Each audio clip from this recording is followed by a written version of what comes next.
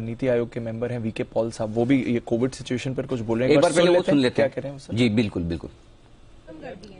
ये mask mandate जो है अभी भी यही है जो मैं कह रहा हूं और उसी को ही रहना चाहिए। अगर जरूरत होगी तो गाइडलाइन को इम्प्रूव करेंगे। We are constantly watching, constantly watching. Aviation को क्या करेंगे सर? जो लास्ट पॉइंट आप बोल रहे थे पहले पहले चाइना वाला बोल रहे थे, जो लास्ट पॉइंट बता रहे। लास्ट पॉइंट यही है कि एग्जिस्टिंग गाइडलाइन जो मास्क की हैं जो मैंने कही वही हैं कि मास्क हम क्राउडेड जगह पे हैं, बाहर या अंदर, हमें मास्क पहनना चाहिए और precaution for those who have comorbidities and higher age, उनको ये प्रिकॉशन और भी लेनी चाहिए। और किसी और से मिलते हैं तो केयरफुल रखें। There is no decision with regard to any change in the aviation guidelines as of now. Vaccination improve करने के लिए अब क्या आप अपील करेंगे, क्योंकि जिन लोगों ने वैक्सीन लेनी थी वो लगा ली है, अब लोग खुद भी वैक्सीन लेने के लिए बाहर नहीं आ रहे थे, तो हम अपील कर रहे हैं कि कंपनीज को हम अपील कर रहे हैं कि जिनको प्रिकॉशन डोज नहीं लगी है वो लगाएं, क्योंकि हम कलेक्टिवली लगाएंगे तो शील्ड देश की बनती है।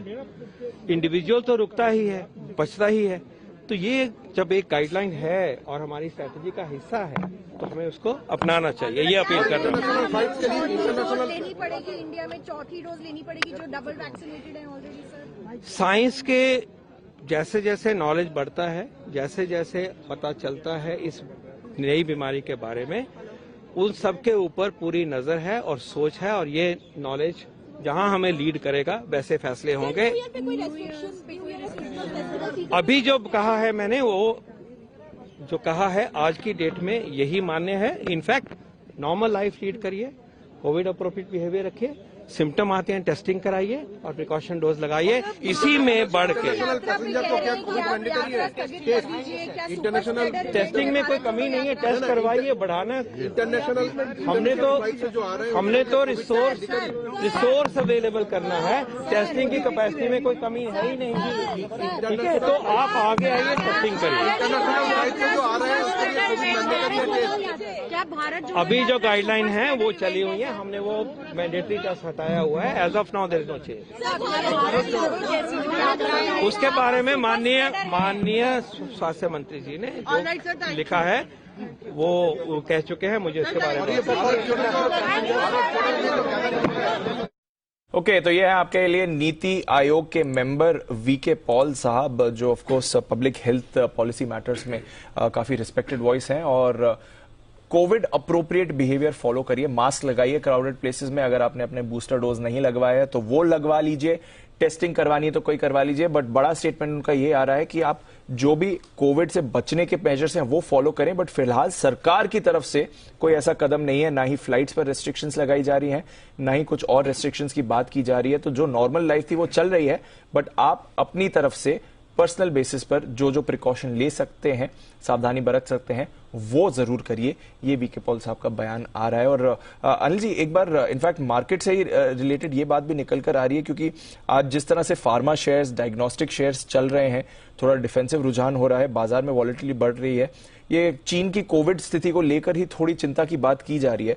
बट सवाल सर उसमें यह बनता है कि हमारे बाजार इतना शार्पली इस पर रिएक्ट कर रहे हैं, बाकी ग्लोबल मार्केट्स में उतना इम्पैक्ट इसका नहीं दिख रहा, तो ऐसा क्या चल रहा है? एकमात्र कारण दीप यही कि जिस तरह से बाकी देशों में कोविड के मामले फैले हैं, थोड़े से चाइना और उसके बाद थोड़े बहुत दूसरे देशों के भी नाम आ रहे हैं, और जिस तरह से कल कोविड को लेकर एडवाइजरी जारी हुई है कि हम आज मीटिंग हुई है, तो ये सारी प्रिकॉशनरी मीटिंग है। लेकिन मार्केट के लिए कोई भी चीज जब भी नहीं होती है, बाजार पर रिएक्शन देने की कोशिश करता है, और ये रिएक्शन उसी का है कि बाजार को लगा रहे हम तो कोविड भूल चुके, कौन सा कोविड, किसका कोविड।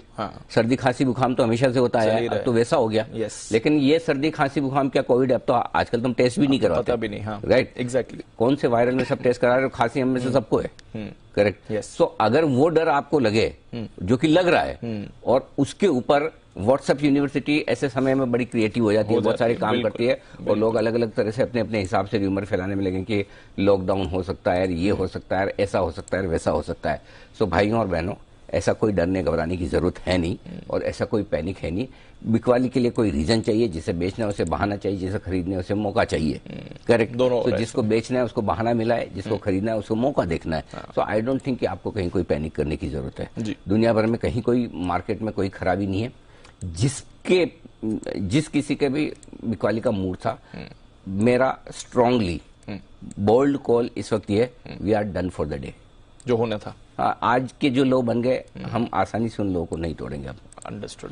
निफ्टी 18,164 का 162 का लो है, 18,125 के नीचे नहीं जाना चाहिए अगर वापस से फॉलोइंग सेलिंग आती है तब भी, पहली बात। बैंक निफ्टी 42,375 के आसपास का लो बना है, ये वापस से नहीं टूटेगा आसानी से, ये भरोसा रखिए। तो यहां से आपको पैनिक करके बेचना नहीं, ये ध्यान में रखिए, बस सिंपल सी पैनिक अब नहीं करना है ना।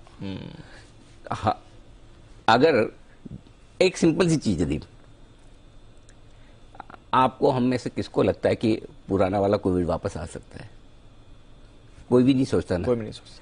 अब जब उस वाले कोविड से हम इतने सक्सेसफुली निकलकर बाहर आ गए और अब वापस आएगा, तो अब तो हम ज्यादा मेच्योर समझदार हैं एज अ पर्सन, और हमारा सिस्टम ज्यादा समझदार है, मेच्योर्ड है, कैसे हैंडल करना है। किस बात का डर है भाई? ठीक है, जिसको बेचना है बेचे, खरीदना है वो अपनी जगह, लेकिन कोविड की वजह से मत बेचो। समझ गया।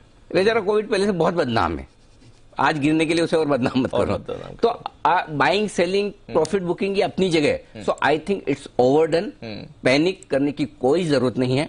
कम से कम कोविड को लेकर अगर किसी के मन में डर है और उसकी वजह से उसको बिकवाली करनी